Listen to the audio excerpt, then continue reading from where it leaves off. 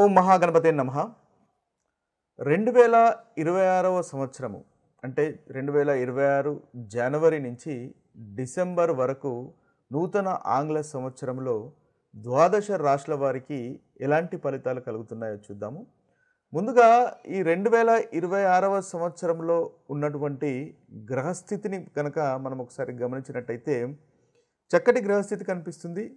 ముఖ్యంగా మనకి గురువు మనము ఏదైతే సంవత్సరం పొడుగున ఫలితాలను చూస్తున్నాం కాబట్టి దీర్ఘకాలికంగా మనకు సంచారం చేసేటటువంటి గ్రహాలను కనుక చూసినట్టయితే గురువు, శని, రాహువు, కేతువు ఈ 4 గ్రహాల యొక్క సంచారాన్ని మనం పరిగణలోకి తీసుకొని ఈ ఫలితాలు ఏ విధంగా ఉంటాయి ఈ సంవత్సరము ప్రతి రాశి వారికి అనేది చూద్దాము. అయితే ఈ సంవత్సరము గురువు మనకి ముఖ్యంగా మిథున రాశిలో సంచారం చేస్తున్నాడు. అదేవిధంగా కర్కాటక రాశిలో సంచారం చేస్తాడు. అదేవిధంగా మనకు సింహ రాశిలో కూడా గురువు యొక్క సంచారం అనేది ఈ సంవత్సరం ఉంటుంది. ఇక శని యొక్క సంచారము మీన రాశిలో ఉంటుంది. ఇక రాహువు కుంభరాశిలో సంచారం చేస్తున్నాడు. కేతువు సింహ రాశిలో సంచారం చేస్తున్నాడు. ఈ శని యొక్క సంచారము, రాహు యొక్క సంచారము, కేతు యొక్క సంచారము ఈ సంవత్సరము వారి ఆ రాశిలో మాత్రమే వారి యొక్క సంచారం ఉంటుంది. అంటే శని మీన రాశిలోను, కేతు సింహరాశిలోను, అదేవిధంగా రాహువు కుంభరాశిలోను సంచారం చేస్తారు. అయితే మనకి శని వక్రీకరిస్తాడు. ఒకే రాశిలో సంచారం చేస్తున్నప్పటికీ శని మనకు జూలై 27వ తేదీ రోజు వక్రగతుడవుతాడు. ఇదొకటి మనము కాంబినేషన్ పరిగణలోకి తీసుకోవాలి. అదేవిధంగా మనకు గురువు కూడా మనకి ముఖ్యంగా చూసుకున్నట్టయితే గురువు కూడా వక్రీకరించి ఉన్నాడు. మార్చి 11th వరకు మనకు వక్రీకరించి మిథున రాశిలో ఉంటాడు. అయితే ఈ యొక్క గ్రహ సంచారాన్ని ఈ సంవత్సరం పొడుగున 3 భాగాలుగా మనము విభజించినట్టయితే జనవరి, మే వరకు ఒక భాగము, అదేవిధంగా మనకు జూన్ మాసంలో మనకు మార్పులు జరుగుతున్నాయి. జూన్ 2వ తేదీన కర్కాటక రాశిలోకి గురువు సంచారం ఉంటుంది. కాబట్టి జూన్ మాసము ఒక సంచారంలో కలిగే మార్పు. ఇక జూలై, అక్టోబర్ కూడా మనం తీసుకున్నట్టయితే జూలైలో శని వక్రగతుడవుతున్నాడు. ఇక అక్టోబర్ 31వ తేదీ గురువు మనకు సింహరాశిలో సంచారం చేస్తున్నాడు. అంటే మనకి అక్టోబర్ తర్వాత నుంచి అదేవిధంగా జనవరి, మే వరకు, జూను, తర్వాత జూలై నుంచి అక్టోబర్ వరకు ఇలా మనం విభజించుకుంటూ మనము ద్వాదశ రాశుల యొక్క ఫలితాలు ఈ సంవత్సరము ఏ విధంగా ఉంటాయో చూద్దాము. వృషభ రాశి వారికి ఈ 2026వ సంవత్సరంలో కనుక ఫలితాలు మనం ఒకసారి చూసినట్టయితే వీరికి గురువు చాలా చక్కటి ఫలితాలు ఈ సంవత్సరంలో కలుగజేస్తున్నాడు. శని కూడా వీరికి చాలా చక్కటి ఫలితాలు, వృషభ రాశి వారికి శని వల్ల కూడా మంచి ఫలితాలు కలుగుతున్నాయి. అదేవిధంగా చూసినట్టయితే ఈ సంవత్సరం మొత్తము దాదాపు శని మీకు చాలా చక్కటి ఫలితాలు వృషభ రాశి వారికి కలుగజేస్తున్నాడు. ఎందువల్లంటే శని లాభస్థానంలో సంచారం చేస్తాడు. అదేవిధంగా జూలై 27 తర్వాత దశమ ఫలితాలు కూడా శని వీరికి ఇస్తాడు. కాబట్టి వృత్తికి సంబంధించినటువంటి విషయాల్లో వృషభ రాశి వారికి చాలా చక్కగా ఉంటుంది. అయితే ముందుగా మనము ఈ 2026వ సంవత్సరాన్ని జనవరి, మే వరకు ముందుగా మనం చూసుకున్నట్టయితే ఈ యొక్క భాగంలో అంటే జనవరి, మే మధ్యలో వీరికి గురువు చాలా చక్కగా ఉన్నాడు, శని కూడా చాలా చక్కగా ఉన్నాడు. ఈ 2 గ్రహాలు వీరికి చాలా చక్కటి ఫలితాలు కలుగజేస్తున్నారు.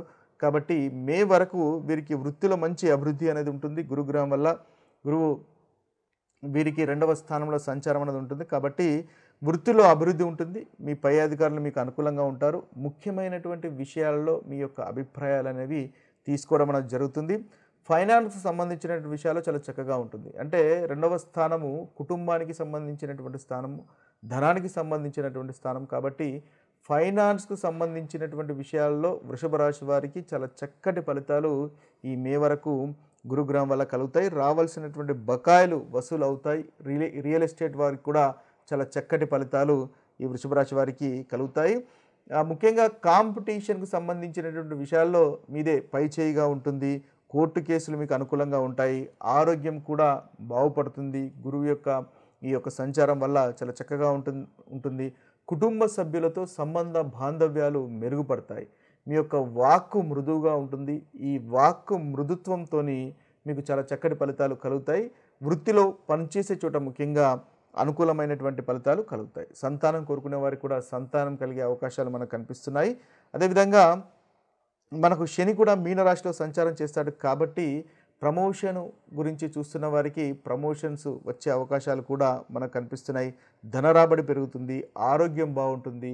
ముఖ్యంగా కొత్త వ్యక్తులను మిత్రులుగా చేసుకునేటటువంటి అవకాశాలు మనకు కనిపిస్తుంది.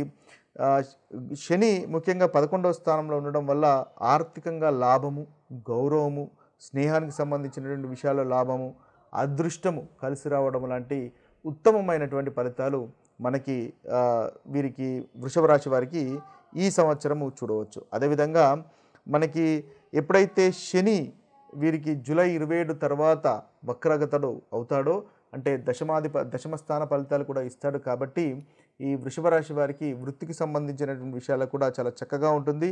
మీరు ముఖ్యంగా ఏదైనా వృత్తికి సంబంధించిన విషయం అంటే ఏదైనా ప్రాజెక్టు మారడము అది చాలా చక్కటి ఫలితాలు కలగజేయడము, మీరు అనుకున్నట్టుగా ఇంటర్నల్గా ఏదైనా ప్రాజెక్టు లేదా వేరే ఉద్యోగం కూడా వచ్చేటటువంటి అవకాశాలు మనకు అధికంగా ఉద్యోగం మార్పులు కూడా ఉండేటటువంటి అధికంగా మనకు గోచరిస్తున్నాయి. ఆ మార్పులు కూడా వృషభ రాశి వారికి చాలా చక్కటి ఫలితాలు కలగజేస్తాయి. ఎందువల్లంటే శని లాభస్థానంలో ఉన్నాడు కాబట్టి మీకు తప్పకుండా లాభదాయకంగా ఉంటుంది. ఇవి మీకు స్థూలంగా శనిగ్రహము గురుగ్రహము వల్ల కలుగుతున్నటువంటి ఫలితాలుగా మనం ఈ సంవత్సరం చూడవచ్చు. అయితే వీరికి ముఖ్యంగా చూసినట్టయితే రాహు కేతువు ఈ 2 గ్రహాలు అంతగా అనుకూలంగా లేవు. రాహు దశమ స్థానంలో సంచారం చేస్తున్నాడు, అదేవిధంగా కేతువు 4వ స్థానంలో సంచారం చేస్తున్నాడు. కాబట్టి ముఖ్యంగా చూసుకున్నట్టయితే ఈ వృత్తికి సంబంధించినటువంటి విషయాల్లో మీకు గురువు శని ఇద్దరు సపోర్టుగా ఉన్నప్పటికీ రాహు మొత్తం సంవత్సరం మొత్తము మనకి దశమ స్థానంలో సంచారం చేస్తాడు కాబట్టి కాస్త ప్రెషరు అనేది ఉండేటటువంటి అవకాశాలు కనిపిస్తున్నాయి, ఒత్తిడి అనేటటువంటి అవకాశాలు కనిపిస్తున్నాయి. కాబట్టి బాధ్యతలు అనేవి పెరుగుతాయి. ఈ బాధ్యతలు పెరగడం వల్ల ఒత్తిడి కలుగుతుంది. కాబట్టి ఆ విషయాల్లో మీరు కాస్త ఓపికగా ఉంటూ ఫోకస్ పెట్టినట్టయితే ఇంకా చాలా చక్కటి ఫలితాలు వృషభ రాశి వారికి ఈ సంవత్సరంలో కలుగుతాయి.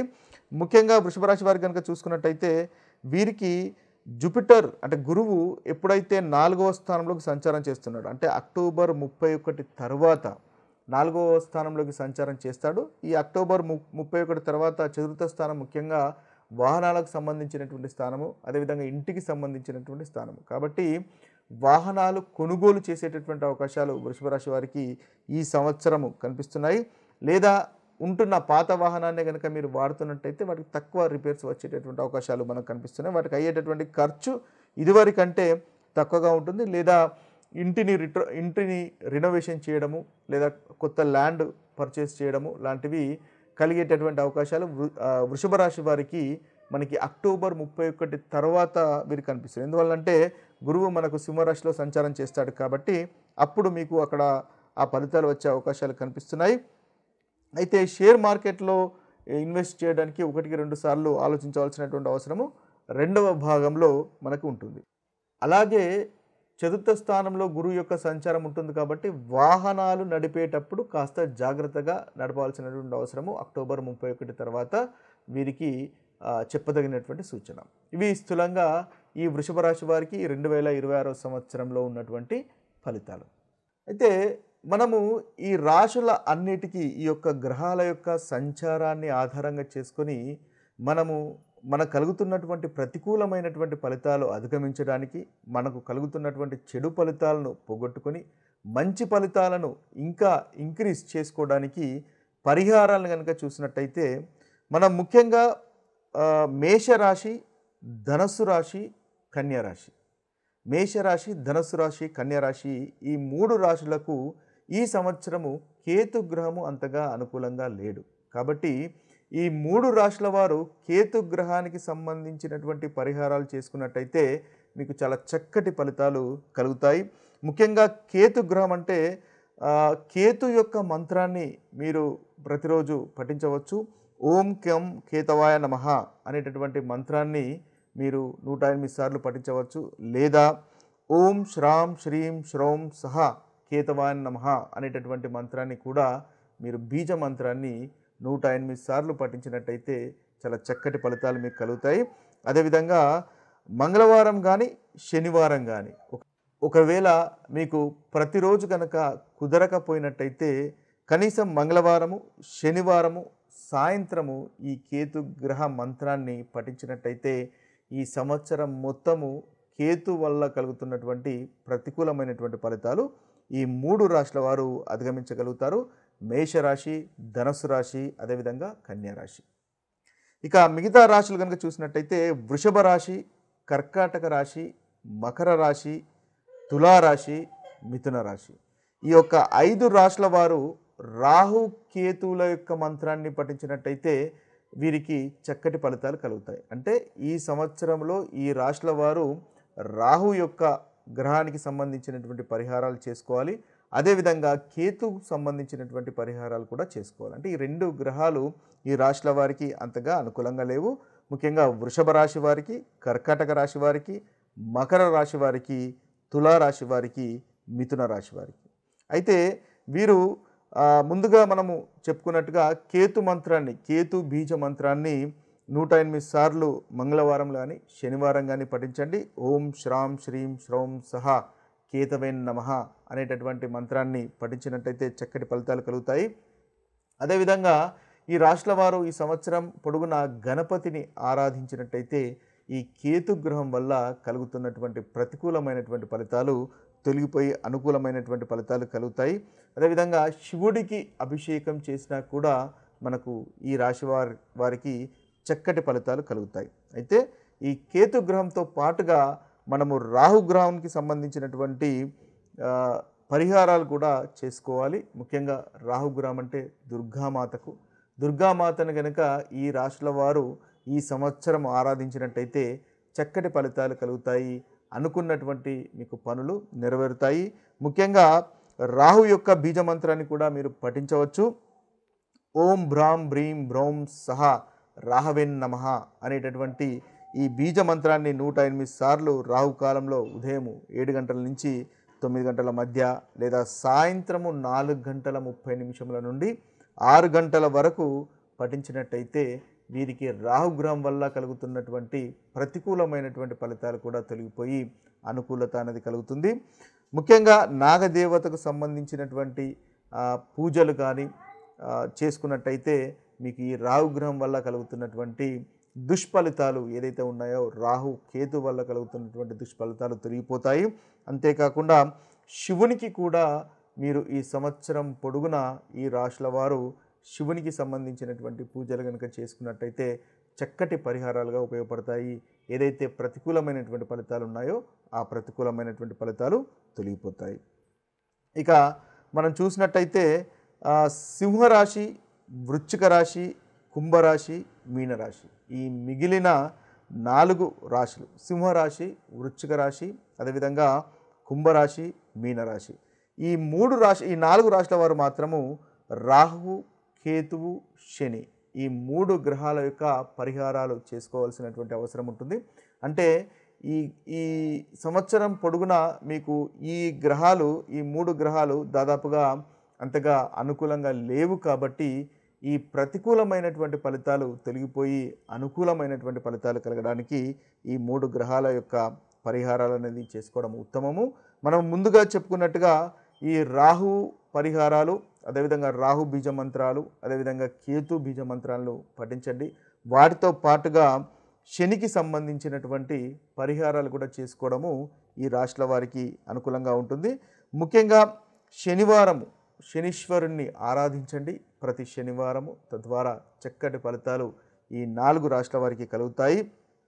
ముఖ్యంగా ఓం శనిశ్చరాయ నమః, ఓం శం శనిశ్చరాయ నమః అనేటటువంటి మంత్రాన్ని మీకు వీలైన సార్లు మీరు జపించుకున్నట్టయితే ఈ 4 రాశుల వారికి పరిహారంగా ఉంటుంది. అదేవిధంగా నవగ్రహ శాంతి హోమాలు కూడా చేసుకోవడం వల్ల చక్కటి ఫలితాలు ఈ రాశుల వారికి కలుగుతాయి. శనిదేవునికి నల్లని నువ్వుల నూనెతో కనుక మీరు దీపం వెలిగించినట్టయితే ఈ సంవత్సరం పొడుగున ఈ రాశుల వారికి చక్కటి ఫలితాలు కలుగుతాయి. అదేవిధంగా బీదలకు కానీ లేని వారికి కానీ వస్త్రాలు దానం చేసినా కూడా మీకు చాలా చక్కటి ఫలితాలు కలుగుతాయి. అదేవిధంగా నాగదేవతకు పూజలు చేసినా కూడా మీకు ఈ రాశుల వారికి చక్కటి ఫలితాలు కలుగుతాయి. ఏదైతే ప్రతికూలమైనటువంటి ఫలితాలు ఉన్నాయో ఆ ప్రతికూలమైనటువంటి ఫలితాలు తొలగిపోతాయి. ఇవి స్థూలంగా మనకు 12 రాశుల వారికి ఉన్నటువంటి పరిహారాలు, ఈ సంవత్సరం చేసుకోవాల్సినటువంటి పరిహారాలు. మరొక వీడియోలో మరొక రాశి ఫలితాలతో కలుద్దాము. అంతవరకు సెలవు. సర్వే జన సుఖినో భవంతు. సర్వే సుజన సుఖినో భవంతు. నమస్తే.